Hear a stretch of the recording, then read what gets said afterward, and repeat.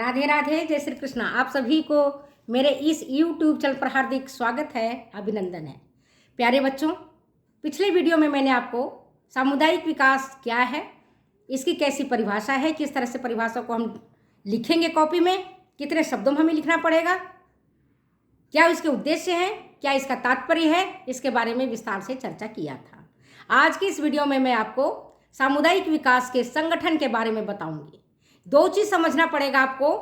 सामुदायिक संगठन एक अलग चीज़ है और सामुदायिक संगठनात्मक रूप या संगठनात्मक ढांचा ये अलग है। अगर एग्जाम में आता है कि सामुदायिक संगठनात्मक ढांचा का वर्णन कीजिए, तब हमारा क्वेश्चन अलग हो जाएगा और उसका उत्तर भी अलग हो जाएगा। इसलिए क्वेश्चन को पहले ध्यान से पढ़ना, अच्छे से पढ़ना, देख के पढ़ना कि सामुदायिक विकास कार्यक्रम के संगठनात्मक ढांचा के बारे में उल्लेख कीजिए, तब हम इन 5 स्तरों के बारे में उनको बताना पड़ेगा। 5 स्तर कौन है? पहला स्तर है राष्ट्रीय विकास परिषद के बारे में जानकारी देना है।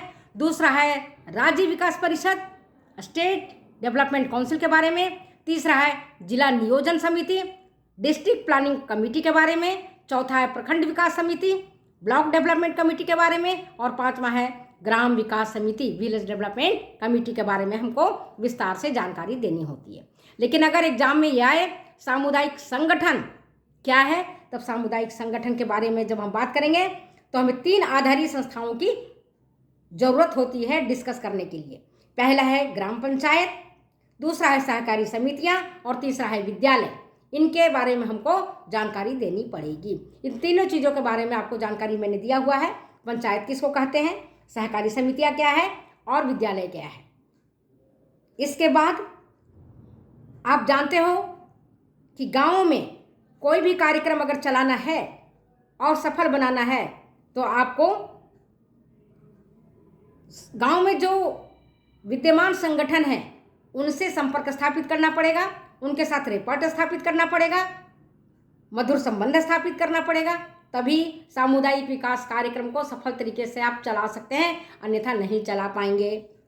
आपको पता है गांव में पुरुष का अलग संगठन है, महिलाओं का अलग संगठन है, पुरुष का अलग मंडल है, महिलाओं का अलग महिला मंडल है।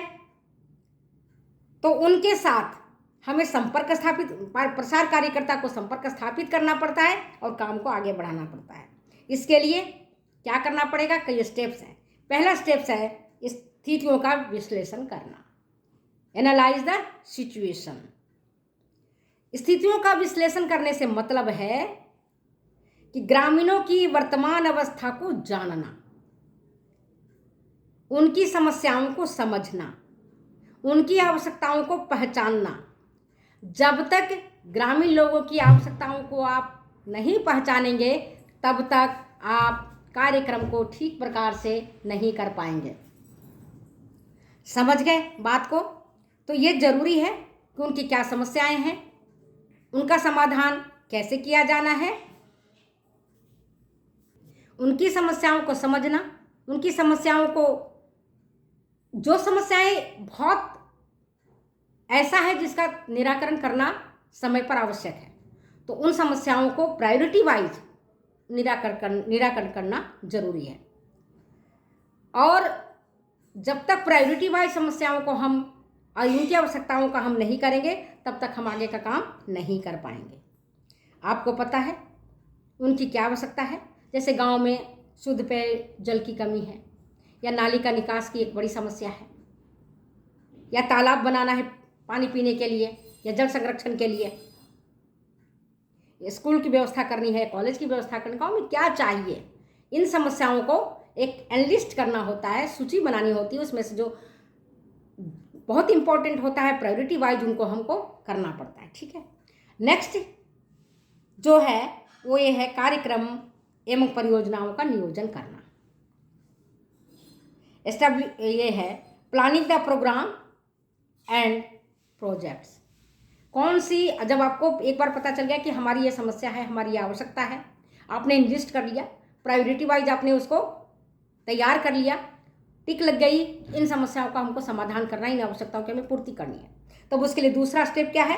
कार्यक्रम और जो परियोजना में है उनके लिए नियोजन करना, उनके लिए प्लानिंग तैयार करनी है।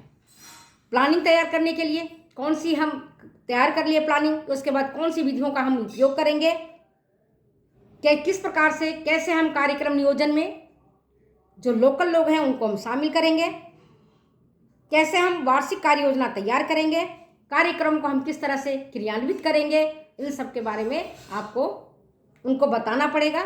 और ये सारी स्टेप्स आपको प्रोग्राम प्लानिंग का है। अब प्रोग्राम प्लानिंग में मैंने आपको डिस्कस किया है, इस पर अभी मैं डिस्कस नहीं करूँगी। आगे है समुदाय में मधुर संबंध स्थापित करना। कम्युनिटी के जो लोग हैं उनके बीच रिपोर्ट स्थापित करना जरूरी है, मधुर संबंध स्थापित करना जरूरी है।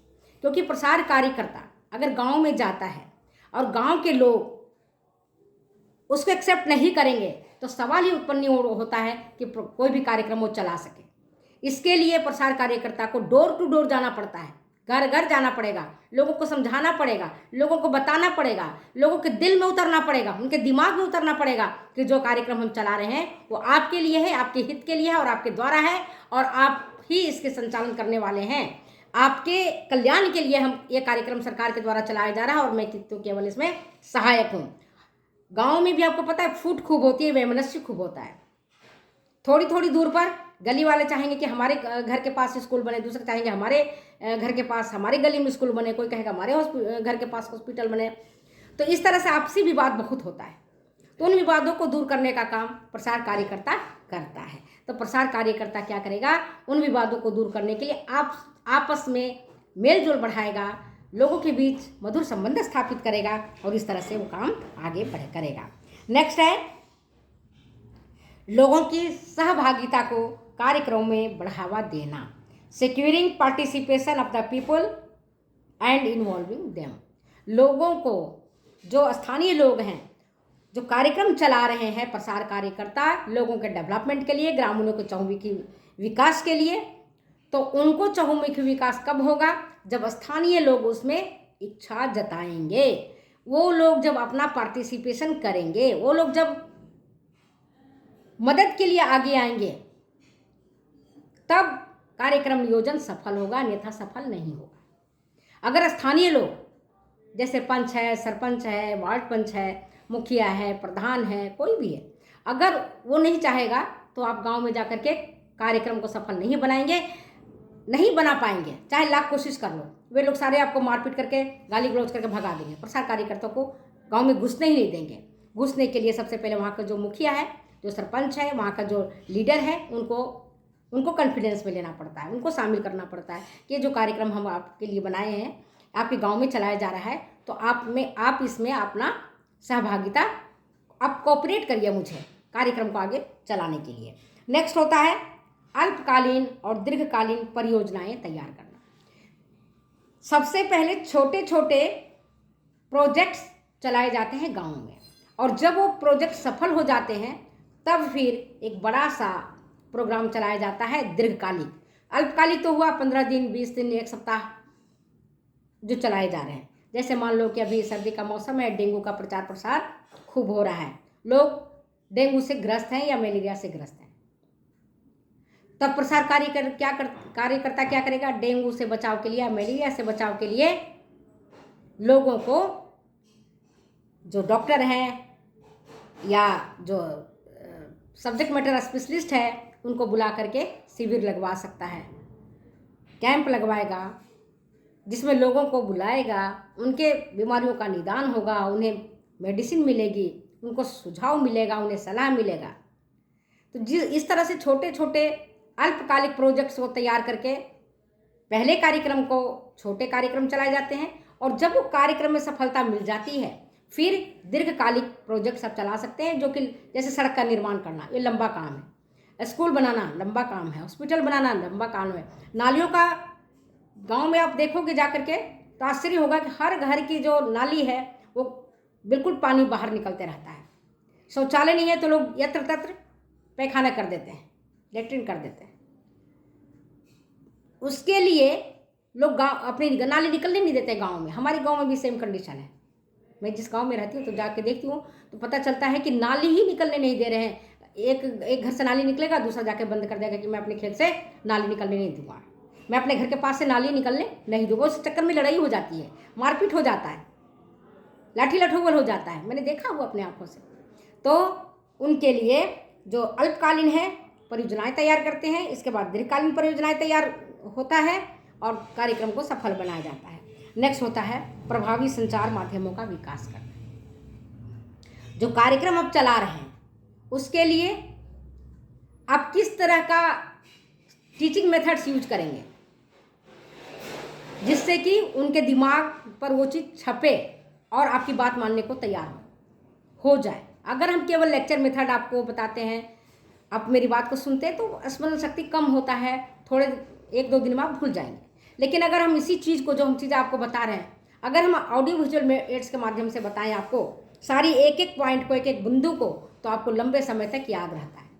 जैसे नुक्कड़ नाटक है, आप देखते हो तो याद रहता है। आप टीवी में कोई कार्यक्रम देखते हैं तो आपको याद रहता है। अगर आप सिनेमा में देखते हैं तो आपको याद रहता है। क्यों रहता है? क्योंकि वो ऑडियो विजुअल एड्स है। ऑडियो में सुनने वाला, जैसे रेडियो वगैरह उसमें सुन सकते हैं, देख नहीं सकते हैं। टेप रिकॉर्डर है, ऑडियो एड्स है। वही नुक्कड़ नाटक हुआ, उसमें देखते भी हैं सुनते भी हैं। ड्रामा है, देखते भी हैं सुनते भी हैं। टेलीविज़न है, देखते भी हैं सुनते भी हैं। तो वो हो गया हमारा ऑडियो विजुअल एड्स। तो इसके बारे में मैं आपको अलग से क्लास लूँगी। AV एड्स कितने प्रकार के होते हैं, क्या फ़ायदा उनके हैं, क्या उसकी सीमाएं हैं, अलग से क्लास होगा। इसके बाद आता है संगठन माध्यमों का विकास और प्रयोग करना। संगठन माध्यम, गांव में भी आप जानते हो कई तरह के संगठन होते हैं। कई लोग NGO चलाते हैं गांव में, वृद्धाश्रम चलाते हैं, वात्सल्य चलाते हैं, अनाथाश्रम चलाते हैं, और लोगों के उत्थान के लिए कई सारे ऑर्गेनाइजेशंस बनाते हैं। गैर सरकारी संगठन के माध्यम से आप कार्यक्रम को सफल बना सकते हैं।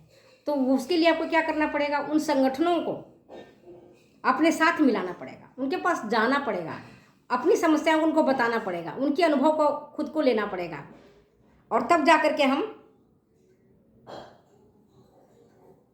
बातों को समझेंगे। और लास्ट जो है नेतृत्व का विकास करना। प्रोग्राम अगर सफल करना है तो वहाँ के नेताओं को कॉन्फिडेंस में लेना पड़ेगा और फिर काम को करना पड़ेगा। तो जो नेता होते हैं, आपको पता है नेता की बात सभी मानते हैं। अगर मैं कुछ कहूँ तो शायद आप मेरी बात को ना माने, लेकिन अगर आपके गांव का नेता कह देंगे तो आप मानोगे। तो इसी तरह से जैसे कुछ, अब नेता भी कई प्रकार के होते हैं, आपको पता है। कुछ नेता तो ऐसे होते हैं जो जिनके बाप दादा शुरू से नेता बन के आए हुए हैं, तो वो नेता है। दूसरे ऐसे नेता होते हैं जो ऑक्यूपेशनल होते हैं, व्यावसायिक होते हैं। जैसे शिक्षा का अलग नेता है, बिजली विभाग का अलग नेता है, पानी विभाग का अलग नेता है, कर्मचारियों का अलग संगठन है। और तीसरा होता है जो जन्मजात होता है, इनबॉर्न होता है, उनका कोई आधार नहीं होता है, लेकिन वो नेता होते हैं। तो आज मैंने आपको सामुदायिक संगठन के बारे में विस्तार से चर्चा किया है।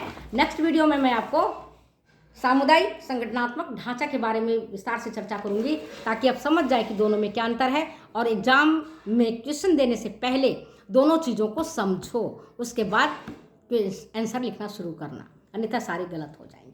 ओके बाय, फिर मिलता है अगली वीडियो में अगली बातों के साथ। तब तक दो इजाज़त जाने की। Okay bye.